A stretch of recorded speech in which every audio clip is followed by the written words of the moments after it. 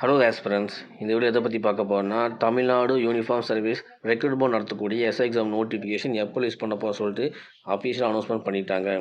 So நமக்கு எல்லாமே தெரியும், டிஎன்யூ சர்வே பொறுத்தவரை எல்லா வருடமும் SI exam and constable exam notification release பண்ணி எக்ஸாம் கண்டக்ட் பண்ணி வேக்கன்சி ஃபில் பண்ணிட்டு இருக்காங்க.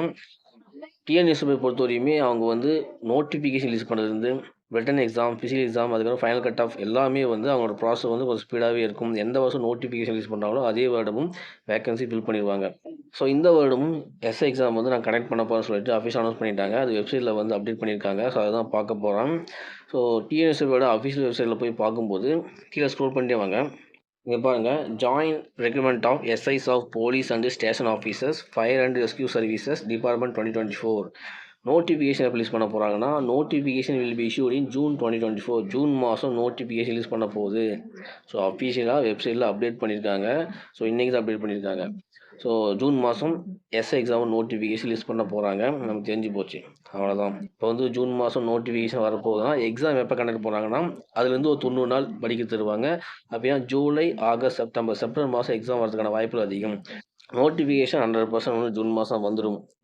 பட் செப்டம்பரில் மேக்ஸிமம் எக்ஸாம் நடக்கிற வாய்ப்பு இருக்குது. அது அஃபிஷியல் கிடையாது. மேக்ஸிமம் செப்டம்பரில் எக்ஸாம் வச்சுருவாங்க. ஸோ இப்போருந்து செப்டம்பர் நம்மளுக்கு எக்ஸாம்னா கூட இப்போருந்து எத்தனை மாதம் இருக்குதுன்னா, ஏப்ரல், மே, ஜூன், ஜூலை, ஆகஸ்ட், ஒரு 5 மாதம் இருக்குது. ஸோ 5 மாதம் தான் இருக்குது. இப்போ வந்து இப்போதே படிக்க ஸ்டார்ட் பண்ணால் எக்ஸாம் கிராக் பண்ணுறதுக்கு ஈஸியாக இருக்கும். ஏன்னா இப்போ வந்து நான் நோட்டிஃபிகேஷன் வந்து ரிலீஸ் பண்ணிட்டே தெரிஞ்சு போச்சு. அந்த நோட்டிஃபிகேஷன் வந்த பிறகு 3 மாதம் உங்கள் கையில் இருக்கும். ஸோ எஸ்ஐ பொறுத்தவரைக்கும் மேக்ஸிமம் ஒரு 1000 வேகன்சிக்குள்ளே தான் வரும். அதனால் காம்படிஷன் அதிகம். வேகன்சியும் 1000க்குள்ளே தான் வரும், காம்படிஷனும் அதிகம். ஸோ நான் வந்து இப்போதே படிக்க ஸ்டார்ட் பண்ணால் நம்ம வந்து அதிக மார்க் எடுக்க முடியும். ஏன்னா இப்போ வந்து எஸ்ஐயை பொறுத்தவரையும் தமிழ் வந்து ஒரு தகுதி தேர்வு மட்டும்தான். அந்த மார்க்கை வந்து கட் ஆஃப் எடுத்துக்க மாட்டாங்க. ஸோ நம்ம ஜிஎஸ் மட்டும் எடுத்துக்குவாங்க.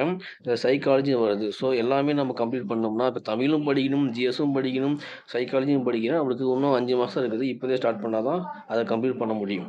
ஸோ நோட்டிஃபிகேஷன் ரிலீஸ் பண்ணுற வரை வெயிட் பண்ணாதீங்க. ஏன்னா நோட்டிஃபிகேஷன் ஜூன் மாதம் கன்ஃபார்ம் வந்து சொல்லிட்டு அஃபிஷியலாக சொல்லிட்டாங்க. ஸோ இப்போதே படிக்க ஸ்டார்ட் பண்ணி இப்போதே படிக்க ஸ்டார்ட் பண்ணால் சிலபஸ் கம்ப்ளீட் பண்ணி ரிவிஷன் பார்க்கறதுக்கு வந்து டைம் வந்து கரெக்டாக இருக்கும். இப்போ எஸ்ஐ எக்ஸாம் வந்து ஜூன் மாதம் நோட்டிஃபிகேஷன் வரப்போகுது. ஸோ அதுக்கப்புறம் கன்ஃபார்மாக கான்ஸ்டபிள் எக்ஸாமும் வரும். கண்டிப்பாக எல்லா வருஷமும் எஸ்ஐயும் கனெக்ட் பண்ணுறாங்க, கான்ஸ்டபிள் கனெக்ட் பண்ணுறாங்க. இப்போ எஸ்ஐ எக்ஸாம் நோட்டிஃபிகேஷன் வரப்போகுதுன்னா அடுத்தது வந்து கான்ஸ்டபிள் எக்ஸாம் நோட்டிஃபிகேஷன் தான்.